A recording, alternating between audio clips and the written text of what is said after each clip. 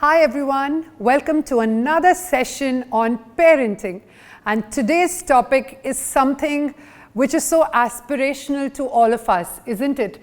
It's how to become a cool, calm and connected parent. My name is Dr. Pallavi Rao Chaturvedi. I'm a parenting coach and an early learning expert, and a lot of you know me by following me on my social media handles which go by the name of Get Set Parent with Pallavi. So in today's session, there's going to be a lot of introspection because this session is about ourselves, right? It is about how to be the kind of parent that we aspire to be. It's not about our children, it's about ourselves. So to begin this session, I would urge all of you to kind of close your eyes and take a deep breath and leave the tensions of everything happening around you aside for the next 40 to 50 minutes, right?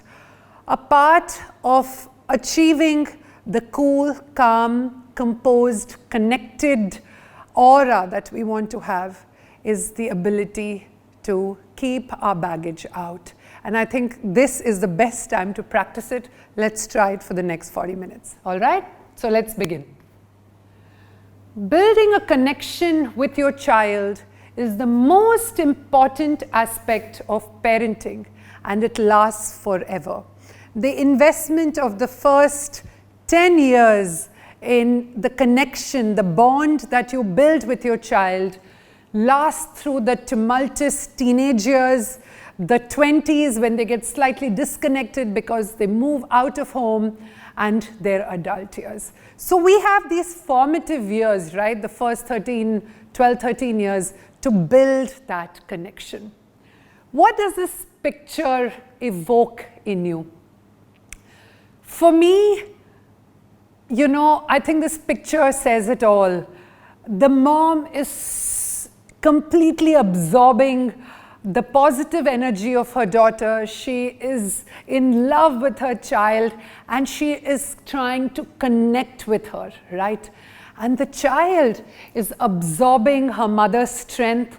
She's trying to absorb her calm and bask in that feeling that my mom, my parent, is here for me, is under control, right? So building the connection is the most important aspect. And it starts with you. It starts with me as a mother. It starts with us as parents, right? And like everything else, this is not going to come naturally to most of us. It is so hard. It is so hard. And it needs practice. It needs conscious practice. It needs being mindful. It needs being aware. It needs pauses and reconnections, right? So most of the time, what is happening in our minds? What is, when we are talking to our children, when we are spending time with them, what's going on here, right? Stress, relationships, financial problems, health and illnesses of somebody in the family or yourselves, uncertainty, workload, professional goals and commitments, natural disasters, guilt, government policies, kids and family troubles. We have so much going on in our minds all the time. And what happens? That energy flows into our children. So we have come back home with all of this, right? A bad day with the boss, work has not happened, I have a mountain of work for the weekend, and my child comes to me with something really silly and really cute, and I snap, right? That is what happens to most of us most of the times. And this is something that we can today decide to consciously undo, right? What are the disadvantages of being an agitated parent? Clearly, we all know it's not good, right? That much we know that this is not good. Hence, we want to move towards being calm and composed. What is the disadvantage on our children? They also become aggressive, non-compliant, less empathetic, and are poor adjusters to situations, right? So that energy flow that I spoke about actually flows to them. There are potential long-term consequences. Of course, the aggression level or the agitation level that parents have, the degree of that agitation will translate into something as extreme as long-term, consequences like children who grow up into entering the world of crime or doing something drastic to themselves or other people. Depression, social alienation, poor relationships, career and economic achievements in adulthood. All of these, the negative aspects of your being agitated can have some very far-reaching impacts on your child. And I'm sure none of us want that, because we're all here with our best intent. The point is, we have only that many years to form that bond. And if that doesn't happen, it's very difficult to do it in the teen years. Of course, it's never too late. If we haven't developed that bond during the early years, we still can make an effort. What is a disadvantage to yourself? One is you have your own health problems, you have high blood pressures, high pulse rate, you're very flustered and you're very stressed out all the time. Mental health problems because, you are not able to compartmentalize where something ends, where your relationship with your child begins, and that causes a lot of health problems. And constant fights and bad relationships. If we don't work on ourselves being in control, if we don't control our own thoughts and our words and our actions, it could result in the way we interact with our spouses, everybody else at home, and kids again bear the brunt of that. The first thing I want to talk about is, before we start work on ourselves, we need to approach children with a sense of empathy. And why do I say it? Look at the meltdowns these kids are having. This guy's screaming, right? He is so upset, he's screaming. She's howling, she's crying. And that one is completely broken down, sulking, and she just wants to cut off from everybody. We need to approach children with empathy because kids don't have emotional regulators, but you as an adult do. What are emotional regulators? This is that self-talk which happens in our brain. These are certain chemicals which get released in our brain, which causes us to tell us that it's okay, you need to calm down, you need to think of it a different way, you need to, make the right decision. Kids don't have any emotional regulators. They don't have internal self-talk yet. They don't know how to stop that particular situation and move to the next. So when a child is in the middle of the meltdown, not only are you trying to be calm for yourself, you also have to transfer the emotional regulation capability to your child. So the reason you need to be cool and calm is so that you're doing it for the two of you, not just for yourself. So always remember, kids do not have the capability to control and shift from one emotion to the other very easily, especially from the negative to the positive. And this is very important to remember. As they grow into, 7, 8, 9-year-old children, they start developing it much better, but they're still not there completely. The first strategy I want to give you, and seems very simple, we've heard it all the time, disconnect to connect. Every time we want to meet our kids, every time we are entering a session with our children, pause, breathe, reset. Work on leaving all that has happened during your day, all your problems aside, right? Because the child is not going to be able to empathize with your problems, right? The child has enough to deal with on their own. Don't expect understanding from them at a very young age. As they grow older, of course, you do want to share your day with them, but not during the early years. Irrespective, even if you're talking about preteens and teens, it's a good idea to get into their world. And to get into their world, you need to first pause, breathe, and hit that reset button. Put your phone on silent and switch it off. Isn't this something which is a huge disturbance in our daily lives? Right? We're having a conversation and we're like, yeah. And we are working all the time. So put that phone off for a few hours. Inform people that, for the hour, I'm not going to be able to take calls, etc. Listen to your child attentively and be involved. When your child is speaking, be present in that moment. And ask questions and show curiosity. You need to be wholeheartedly in the conversation with your child. If you're playing with your child, be there completely, right? The first thing is disconnect to connect. Second, the small activities make the big memories. So, to connect with your children, maximize activities during their holidays, plan in advance. Dance, sing and read together. These are small things that we forget to do every day, but you have a good combination of this during the week. It works very well. Read at bedtime every day, sing some songs together, be silly and dance. Outdoor activities, so whether it's going for a walk, whether it is cycling, whether it is just playing with kids in the garden. Nightly chats. I think bedtime is a huge bonding time with your child, right? Where you really don't bring your stress of the day to the pillow. You talk about silly things, you talk about your day, you talk to them about, of course, the better things of your day, what they did, and your pillow fights and your bedtime routines are very important, and lots of touch therapy for little children as old as they are, and they permit you to do a lot of hugs and kisses. They generate a lot of feel-good hormones for you and your children. The third trick to be calm and composed and collected is to build predictable routines during your day for your child.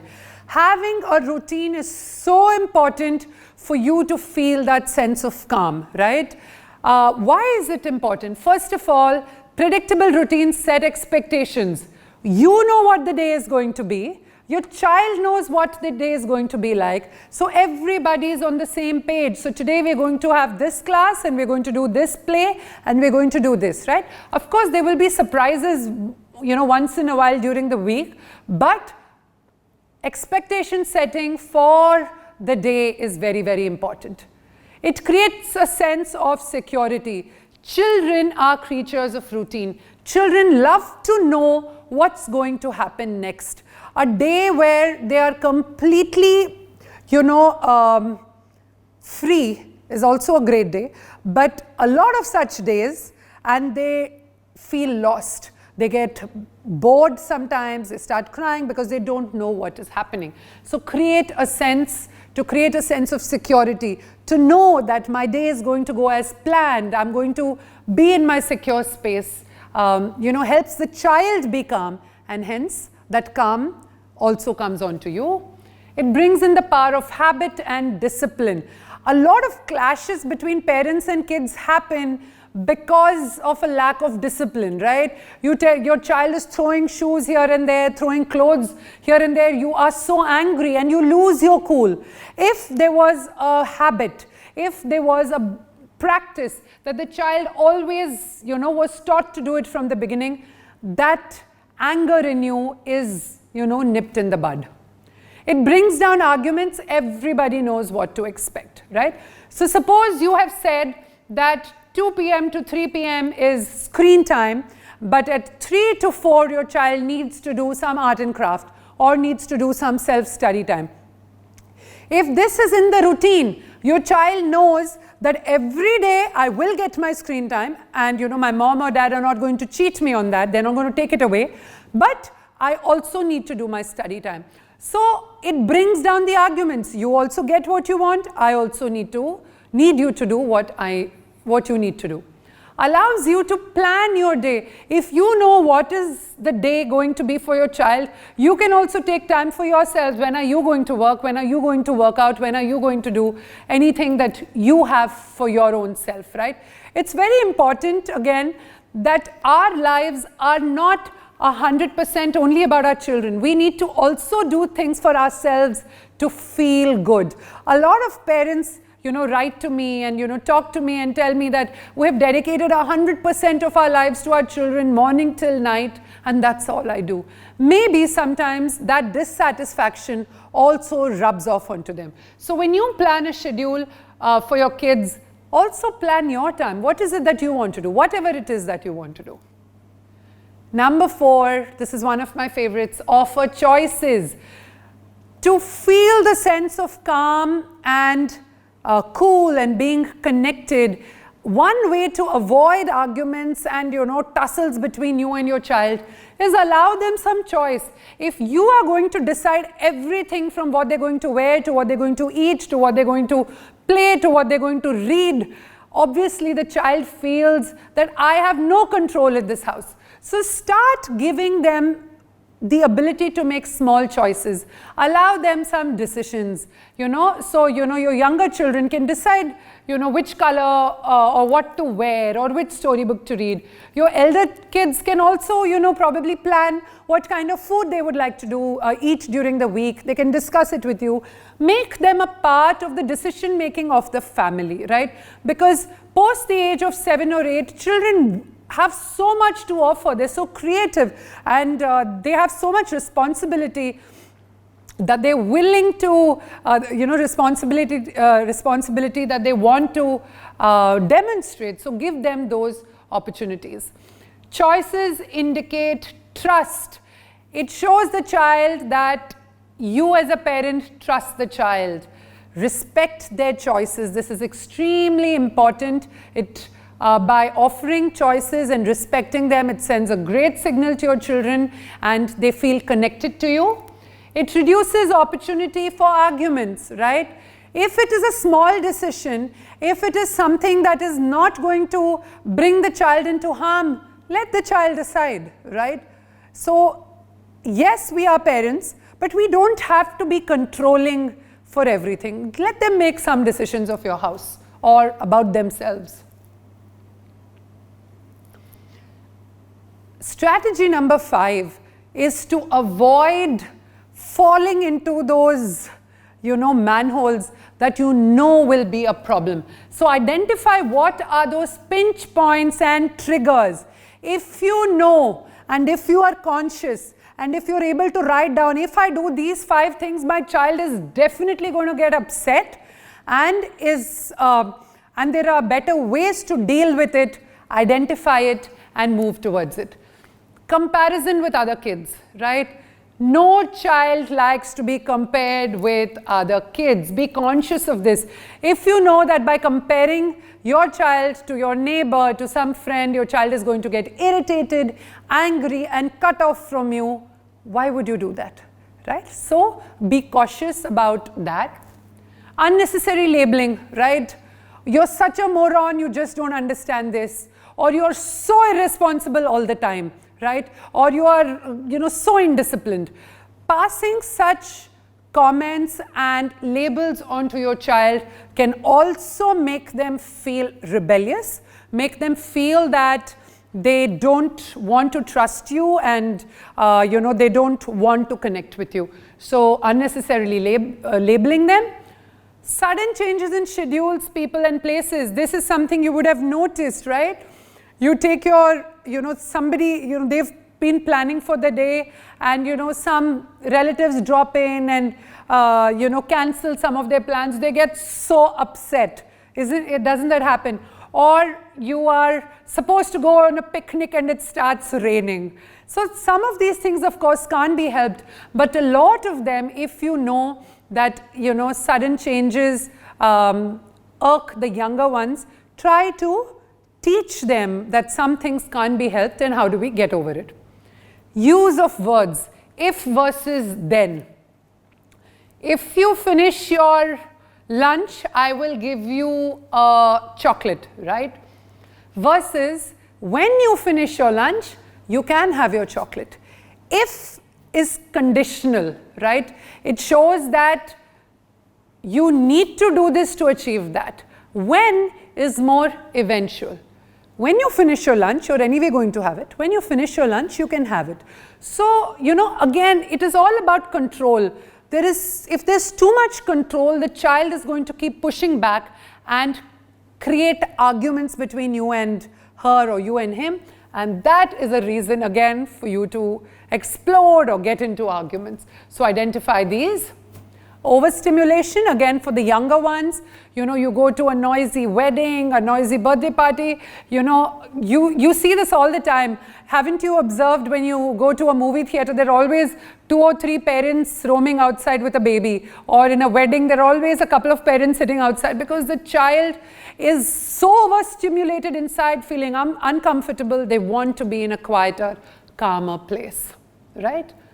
The balance of give and take. And I think this word respect is coming up multiple times, right? And why is that happening?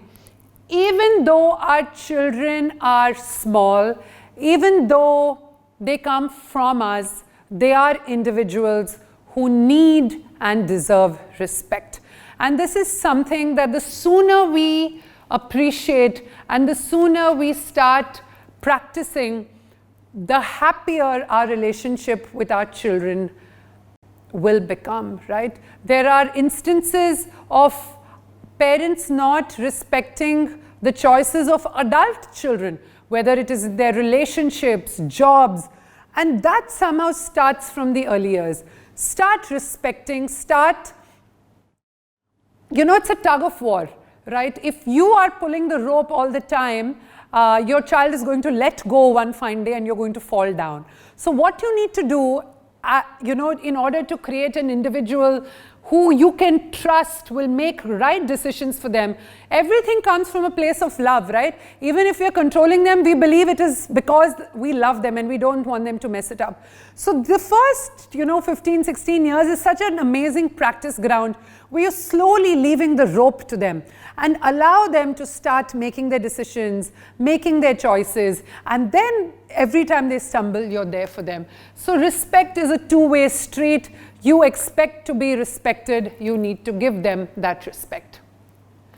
I'm coming back to this point on tantrums and meltdowns because a large part of parenting is living through the first toddler years where you have the terrible twos, you have so much, unnecessary, what you think unnecessary meltdowns and crying and tantrums in the middle of the mall, you know, at somebody's house. But why is this happening? And how do you stay calm and collected through this process? First of all, please understand why this happens. The first thing I've already mentioned to you, babies, toddlers have no emotional regulators. They don't know how to stop very easily. They don't know how to shift out of that, right? And it is no fault of theirs. Throwing a tantrum is almost a rite of passage. We did it when we were kids, so it is very unfair or even unrealistic to expect that whoever the child is will not throw a tantrum. They will, right? Keep your cool, right? Keeping your cool is very important because understand that these babies don't even have communication skills. They don't know how to communicate what they're feeling. And when it's almost like, you know, dealing with a puppy or dealing with a little pet, they don't know how to talk and communicate the accurate feelings. So you have to play a double role. You can only do that when you keep your cool, right? Keep your cool. Don't blame yourself for that tantrum, but try and figure out what to do next. One is trying to support that moment. When the child is having a meltdown or a breakdown and is crying, that is not the time for you to throw a tantrum over and above the child's tantrum. That's going to scare the child more. The child is going to get more upset and you're just getting into a vicious cycle. What you need to do, in fact, is to try and calm yourself. Hug your child, kiss your child, make eye contact and tell your child that I'm here for you. Whenever you stop crying, we're going to start doing something else. Little ones are also very easily diverted or distracted. Give them some choices, something else which will remove them from the current moment. When your child is in the middle of a tantrum, you walking away from the room, you screaming, you beating, all of this is only going to make it worse, right? A quicker process is to keep control on your emotions, offer some choices, remove the child from that place and go to a different place. Having a meltdown, maybe go and have a nice soothing bath. You put on some music and dance, or change the environment, change whatever is going on currently could work. And again, how do you prevent tantrums? One, like I said, some tantrums are not, you can't prevent it, but understanding the triggers, right? If your little one starts crying with a certain stimulus, it could be a person, it could be, something, a situation, a place that the child doesn't like, try and contain those triggers, right? Aspect 8 is rewards and compliments. A huge part of understanding, how to be connected with your child is being, being supportive of what they're doing, right? Everybody likes to be appreciated. Everybody likes to feel good about what they're doing. So be generous with those, comments to your child. Understand what is a reward and what is a bribe. Reward is something that the child earns. A bribe is something that you give your child for them to stop doing something. So for example, you tell your child that, we'll finish all of this homework and then you're going to be able to earn, a few, it could be anything, whether it's a toy or something to eat, a snack probably. But a bribe is, you're screaming too much. If you stop screaming now, I'll give you something, right? It's a negative action you're bribing for them to stop. So understand that. Use constructive compliments, which are effort-based and actionable compliments. Telling the child that you're so pretty, you're so cute, you're looking so handsome. What do I do about it, right? Great, I mean, I'm born this way. But what works with kids is, wow, you're building such a great tower. The way you're thinking is so creative. Or I really like how kind you were to your younger sibling. Something where they feel good about something that they're doing. Even young kids, even small kids who like to be told they're pretty, soon realize that them looking the way they are has nothing to do with them being able to actionalize it. So that is something very important, right? Of course, like I said, what I've spoken to you till now, the top 8 things were, what do you do to stay clear of those, and what is it that you can do to avoid situations where you fall into a mess and you end up losing your cool to your child. But what if it has happened? So many times we know the right thing, but we are still screaming at them, and we have yelled, and we are feeling so bad about it. How many times has this happened that you yell at your child and within 5 minutes you're like, oh God, I really upset my child, I yelled at my child. What should you do about it? You need to repair, right? You have ruptured a moment, you have ruptured a certain aspect of your relationship. It has to be repaired. How do you repair a relationship with your child, right?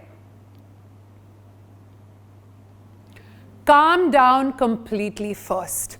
Before as you realize that you have ruptured something, calm down and tell yourself that you will try and get it back under control. Make an effort with an open mind to repair the meltdown. You need to genuinely feel that you will repair this meltdown and not let it linger. Go to your child, hug your child, ask how the child felt about the episode. The child may feel hurt, the child may feel cheated, the child may feel betrayed. Be ready to listen to whatever your child has felt. Now this is a young child, it could be even a teenager, it could be even somebody who's 20 years old.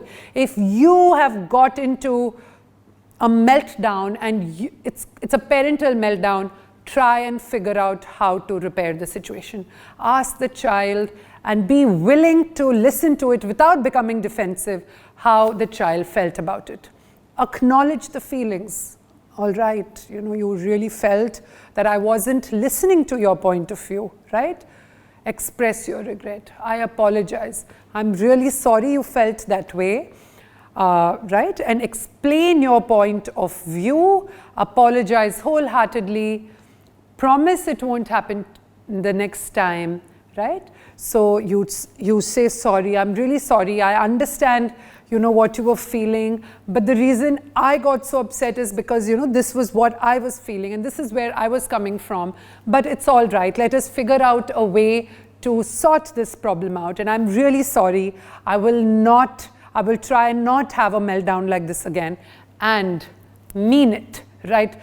If you keep doing this again and again and again, the child is going to know that you're crying wolf, right? You yell, you come and repair. Again you yell, you come and repair. The number of episodes of your meltdowns need to start going down if you really mean it. It cannot be that your child will be, unconditionally and 100% infinitely forgiving. The child is going to realize after a point that, the sorry means nothing, right? And the last strategy, arm your child with emotional armor. A lot of the times, children are having a meltdown and you are having a meltdown on top of it because of something they have triggered in you, is because they don't know how to deal with their emotions. Them not having their own emotions under control is triggering you not having your emotions under control. So let's see. First one, build their emotional vocabulary. Everything is not happy or sad. Sometimes, a child can be frustrated. Sometimes a child is feeling hurt. Sometimes a child is feeling a little jealous. Sometimes a child is feeling disappointed. Teach your child these words so they are able to express to you why they are feeling bad and having, a moment of a tantrum or a meltdown. Arm your child with this armor. Encourage them to rate their feelings on a 5-point scale. You can do this at several points of the day, or, after an outing that they've come from. How are you feeling right now? 1 is where I'm completely happy, and 5 is when I'm completely not feeling good. Encourage your child to rate feelings. The moment the child is able to figure out that, okay, it's only a 2, so I don't have to feel so bad, or this is a 5, and I need to figure out how to calm down. Understanding your own feelings, right, as a child and as an adult help you. Plan for handling feelings. What do you tell your child? When the child is feeling bad or the child is getting upset, can you tell them, do you have a plan for them? Take a deep breath, drink a glass of water, walk around and, let some of that physical energy out, right? So there are different types of plans that you can teach your child for when they are having a meltdown, and reassure of your support and ear always, right? So a lot of these points that I spoke to you about are about how to deal with the kids' emotions, because their emotions are triggering your emotions. Try and get a lot of your relationship aspects in control, and this will actually work out, right? From our point of view, what is it that we can do, right? Again, we all have heard about, so many gurus talking about the power of meditation. Maybe today is the time we really start doing that. 15 to 20 minutes of calm, composed time to get our stress levels down. Self-grooming and care, right? If you don't feel good about how you are managing yourself, that frustration is bound to come out. As young moms, you have your hands full. You've probably left your jobs, left work to take care of the children, and there's a lot of frustration. So try and figure out how you can, do a little bit of TLC for yourself, a little bit of care and pampering. It's very important. You deserve all of that. Exercise, again, right? Working out releases a lot of good, feel-good hormones. We've all heard of it again. Somehow, a lot of us don't get down to doing it. Maybe now is the time to pick it up. Friends and family. Try and see how you can get some time with friends and family you really enjoy to de-stress and, you know, come into a little bit of adult world once in a while. It becomes very difficult the whole day when we are only with the kids. But yes, I think hanging out adults and having adult conversations and, you know, things which are not related to children are also important. And like I said, build on your own hobbies and aspirations. This will make you and your child feel that sense of accomplishment, right? And you feel that you have not lost out on a lot of time. This is again a huge feel good. So don't ever let go of either your career-based aspirations or your hobbies or whatever it is that you want to pursue. All right. So my dear parents, I hope you got a lot of points from my 10-point strategy on how to be a cool, calm, connected parent. I'm really excited that all of you are here for the session today, and I'm going to head to my system to answer all of your questions. Stay tuned, and I'll see you tomorrow at tomorrow's session.